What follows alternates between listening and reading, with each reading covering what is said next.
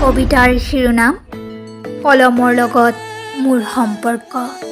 কথা sammujjal ডেকা। পাঠ শিল্পী নেওগ। কলমৰ লগত মোৰ সম্পৰ্ক। আজীৱন সম্পৰ্ক মোৰ কলমৰ লগত ৰিলেশ্যনশ্বিপ। দুখৰ সৈতে ব্ৰেকআপ, কাগজতেই লিপিবদ্ধ, শব্দতেই আবদ্ধ। লিখোঁ মই প্ৰবন্ধ, শব্দতেই মই অৱৰুদ্ধ।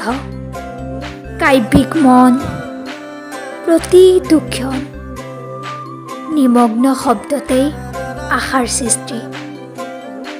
জলমগ্ন মেঘৰ মাজেৰে সৰে অনুভৱৰ বৃষ্টি। ধন্যবাদ।